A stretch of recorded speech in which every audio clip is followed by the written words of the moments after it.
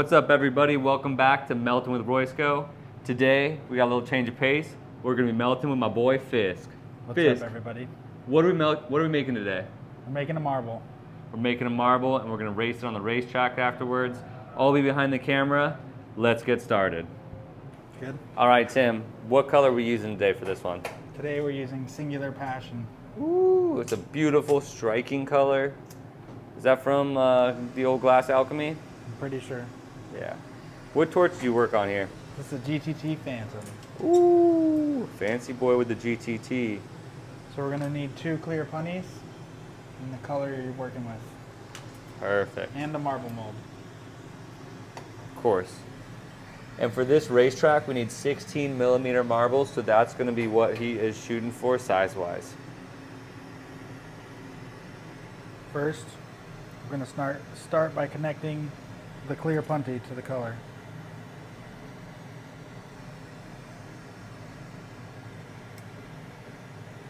Make sure you have a nice solid connection so that your seal doesn't snap. You can see right there, it's pretty much the same thickness as the clear punty. You don't want like a little, you don't want to taper down at all when you make that connection. You want it big and thick when you're making a marble, so you can make that thing strong as fuck. So we're going to start by making a small gather on the color. So you can see right there, it's slowly starting to ball up. You can really see the color getting hot, and it's hard to see inside that flame. Let me see what happens when I zoom. There we go. There's that gather he's talking about. Looks like a small ball pretty much. And then from there we can just start building onto the gather to the marble size we want. It's always nice to start at least an inch or 2 away from the seal so that you can feed glass in from both sides of the gather. See that? That's why he doesn't start right where the clear and the color connect. It allows him to push and thicken it up from either side. Slowly just adding a little bit of glass from each side.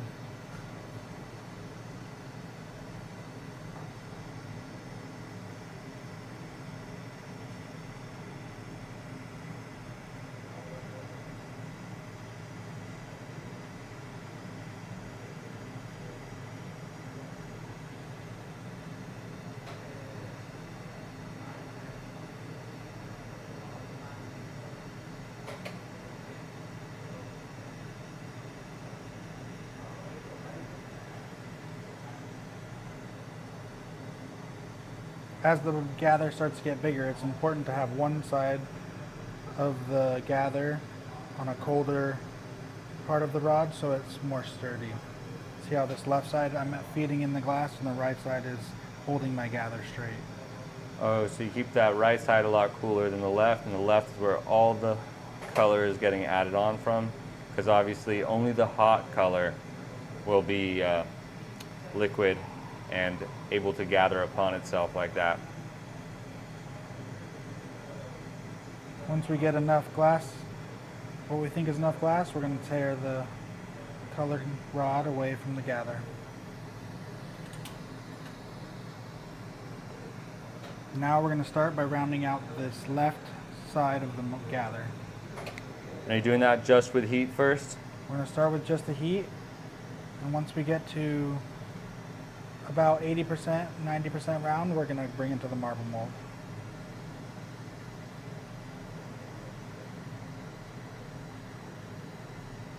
Making sure the heat is coming from the front of the gather is the main important part right here. So the backsplash of the heat doesn't heat up our handle and start to get all wobbly on us. Keep it stable. We can use gravity this way to pull the gather into more of a taper. Straight is more round and downwards would be more squatted. So we can use all the angles to use help gravity shape our marble. It's literally like you're spinning some honey or something on a stick. When you're spinning this hot glass at these temperatures, they get very liquid. So once the marble, the left side of the gather is pretty much to a nice round marble, we're going to bring it to the mold and spin it just to make sure we have the right curve for the size marble that we're making.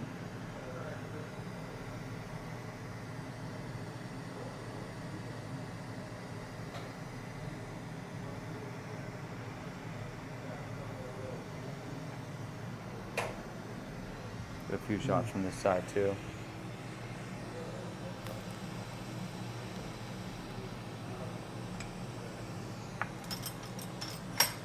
We have calipers here to make sure it's a little bit bigger than we want, so we're going to actually take away a little bit of glass. Because we do need this to be just the right size for it to be a legal racing size on our marble track. The Boro Marble League requirements are specifically 15.5 to 16.5 millimeter marbles only. Anything in there works. Any, I guess anything opal wise or whatever you want to try and put in there, feel free. We're allowing performance enhancing drugs right now, but the league is just starting. Yeah, we'll see how it develops and if there are any rules that need to be put into place. But as of right now, we just are starting with a standard size rule. And we check the sizes of every marble at weigh-ins before our races. It's more measurements than actually weighing them, but it's fun to call it weigh-ins like it's a fight or something. So now that we removed some glass, we're going to bring the front back to that nice gather.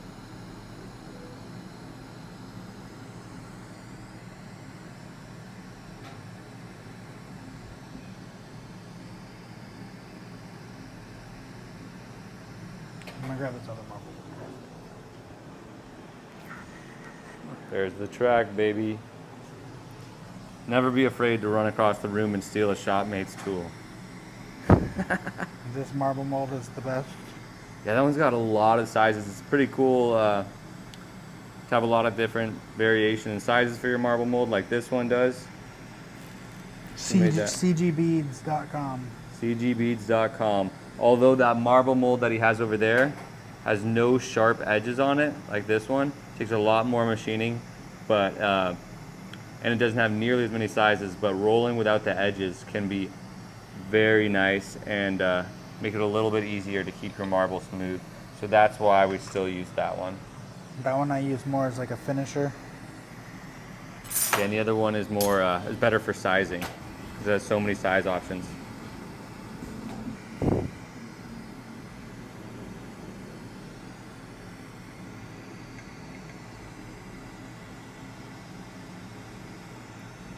And now you can see why you had the other punty ready there. It's so that once one side is all finished up and round, he'll attach a punty to that side and now start working on the other side.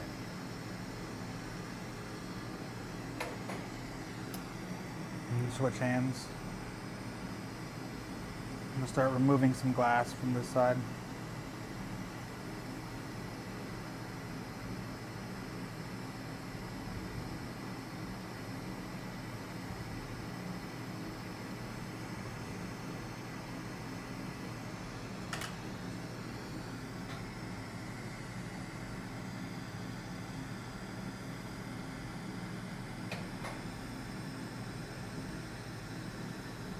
Now we're going to do the same thing we did to the other side to this side, making sure the heat doesn't splash over to our handle and move it around too much. You already got the perfect sphere on that side, so you don't want to mess up that sphere, right? Yeah. If you do, remember you can always just pass it back and forth from punty to punty. It'll take a lot longer, it'll be a lot more tedious though.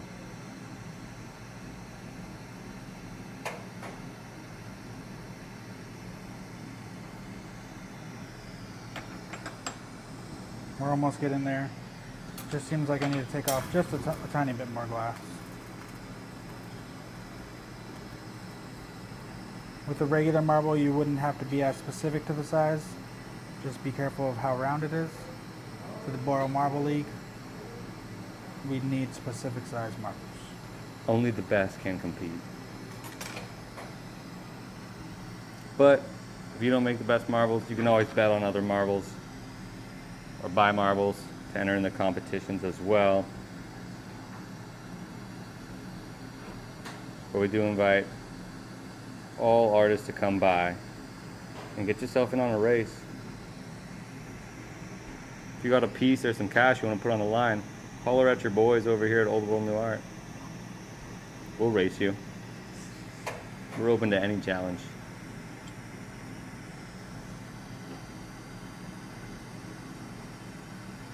Stay tuned for shop versus shop marble racing. It's gonna get exciting.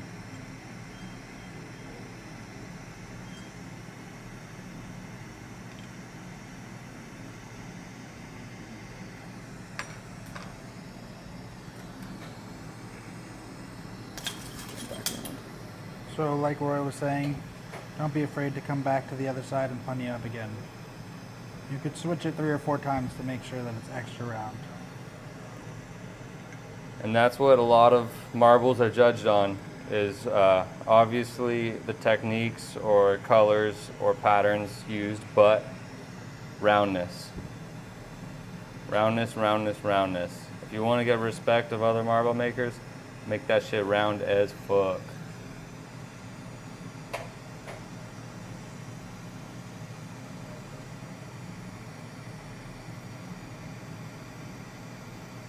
Also, if you go giant, everybody respects that too. 'Cause, man, these things get heavy when they get big. Seems like we have the perfect amount of glass right here. This right side is nice and rounded off. Now we're gonna make sure this left side is good. Same size.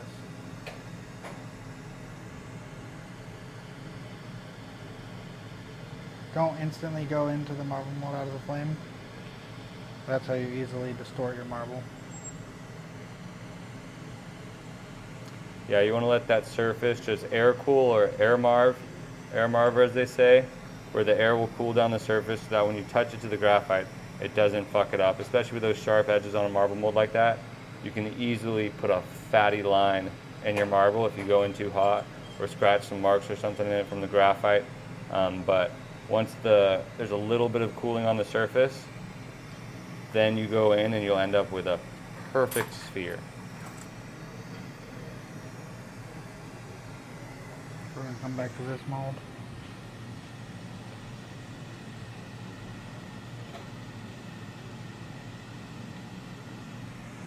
The handwork, and always a nice check, because we're going for precision here.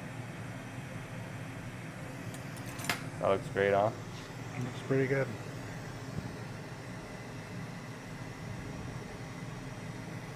You can't really tell what the color is going to look like here, but it's a cool striking color. Once it cools down, you'll get a look at it and actually see what it's going to look like. Just the tiniest bit off. Taking a tiny little bit off. Of course, we're going for precision here. Fisk Glass accepts nothing but the best in his work. As you can see right here, he's making sure this is perfect for y'all. Ain't gonna half-ass even a demo piece. Make sure we have another racer ready. Heck yeah.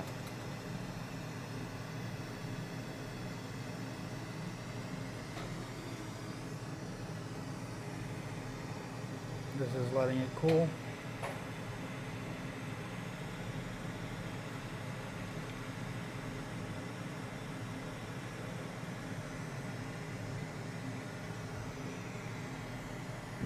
Now we for sure have the right size and amount of glass. We're going to focus on getting it perfectly round. Roundness is key.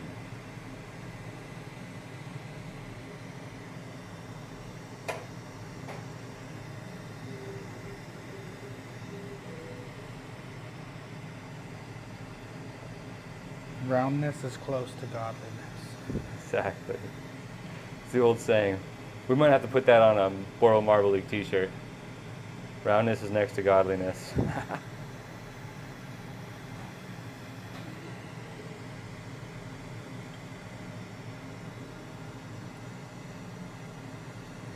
although it's glowing orange right now, it's going to be a little bit different than that when it's cooled down. But that's one of the fun things too, is making these pieces. When they're hot, they look like one thing, and just waiting for them to cool down or strike through the kiln, so you can see the most epic colors just glass has an ability to make these beautiful, beautiful colors. And sometimes a little kiln strike can even make it more intense.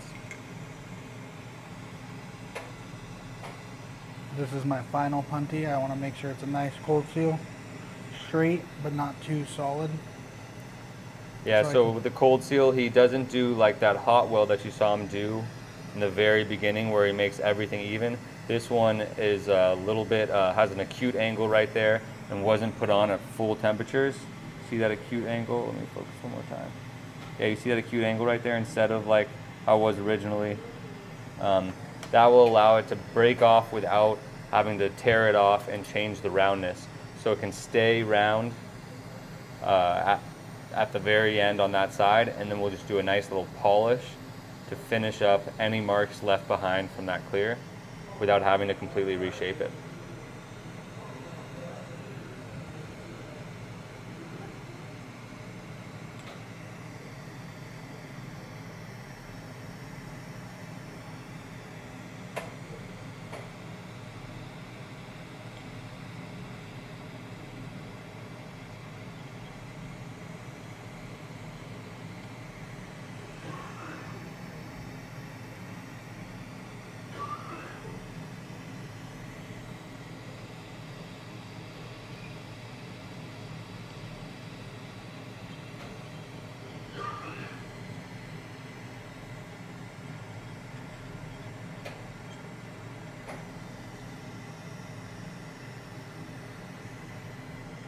Seems about round. Yeah, that looks great, dude. One trick that you can tell for rounding a marble is if there's ever a light above your bench, you can see the arc of the light in the marble. And as you spin it, if there's no waviness to the light, that means your marble has a nice round surface on it. Well, I'd say this one's definitely round. So this is where we're going to take our cold seal off. We're going to make sure it's straight up and give it a nice little tap. Comes right off because there's a proper cold seal. And we're going to come with the mini torch and polish away our mark.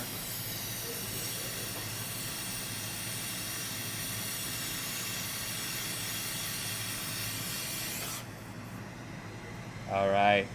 And even though this is going on a racetrack and be smashed around with other balls, we're just going to bench cool it and show you all how it works before we throw it in the kiln for a strike overnight, because we don't have that kind of patience. Nice work, Tim. Thank you. Thank you for showing us how it's done. No problem. Give it a flame strike on this side too for cool color effect. Yeah, those striking colors can be crazy. So striking color is a color with certain metals in it that react to the gases that you put on it or long exposures to heat. So right now he's putting the oxygen propane ratio on there to cause the color to change, which you can kind of see already as it starts to cool.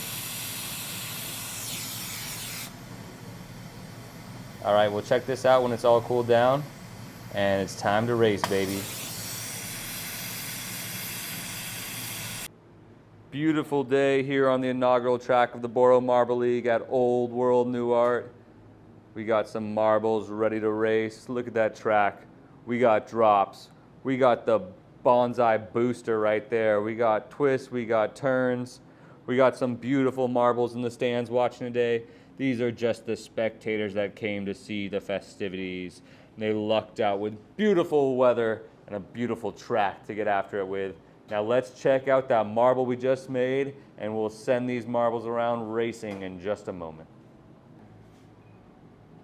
And into race position it goes. Fisk, would you like to do the honors and start the race? Then we'll kick on that Baja booster or whatever. 3, 2, 1. And they're off. We put our beautiful new marble in the first position. Let's see how it actually does here, rounding the second corner into the third. And we got the drop zone. Plays can be made or lost right there. Oh, it took back the lead after the drop zone, and now we're going into the booster. Coming around the booster, where are we at? Oh, we lost the lead through that booster big time. There we are now in the 4th place position, but we did well through that drop zone last time. Let's see if that can help it out. It's not doing too well. We're coming around to the booster again. We made it out, took a position ahead right there, and now we are in 5th place. Woo, Tim Tam. We just got passed on that turn, and we're experimenting with last place right now, 1 spot behind it. Can this booster help us out or hurt us? Oh, we just passed 2 pieces on the booster. Coming around the turn though, and the green took a lead in front of us. We're back in the 2nd to last place once again. We'll do a 5-lap race right here. We're coming up, we're coming up. The booster seems to be helping us a lot, but man, that purple is trying to gain and take a turn, or take a lead on these turns against us as we sit in 2nd to last place still. But come on, booster, make up for some time here. And the purple takes the lead. What are the odds the marble we make goes from first to worst right afterwards? And this is going to be our last lap after this. There's a few coming out of the booster, and we're still making the 2nd to last turn. And here we come out of the booster. We're going to put in our finishing piece right here. This will show us the order they all come in at the end. We got a couple turns here behind purple. Can we get close enough to maybe make a jump over through the booster? That's where the plays are made, and we did not do so well there with last place, baby. Oof, and there it was, a tough race. We made the marble, we put it on the Boro Marble League track. We went from first to worst. The only ones doing worst were the ones that couldn't make it through the bonsai booster right there. But that's how it goes sometimes. An inexperienced racer, first time on the track. Sometimes you need to get to learn these turns and learn how to interact and get your passes down. And this was just a very novice marble, you know? Some of the more experienced racers took the win, and that's just how it goes sometimes. But all in all, it was super fun showing you guys how we made marbles. And I hope you guys enjoyed watching the race. If you want to come see some of the races in person, our first official BML #1, Boro Marble League race #1 will be July 30th, Sunday, July 30th from 2 to 8 p.m. Races will be going from 4 to 6 at Old World New Art. Go to oldworldnewart.com to get tickets to that, and bring in your marbles if you're a glass blower. If you're not a glass blower, don't worry. We have house marbles for you to race that you can choose from, or hit up Fisk Glass or Old World New Art on Instagram and schedule a lesson to make your first marbles. Everybody leaves with at least 2 marbles that are the exact shape and size to race at our Boro Marble League races, so you can compete with everybody else. We got sick prizes for everybody to win. There'll be free food and drink, nice sesh area. It's going to be a super good time. We are restricting it to just 21 and up, so we can really get down, if you know what I mean. So hit us up and go grab tickets for that. And if you enjoyed this, keep an eye out for future dates where we're doing more races. We might be competing against a few other glass studios too, our studio versus theirs. It's going to be a great time. And I hope you guys enjoyed this video, and I'll see you next time. Till then, stay comfy.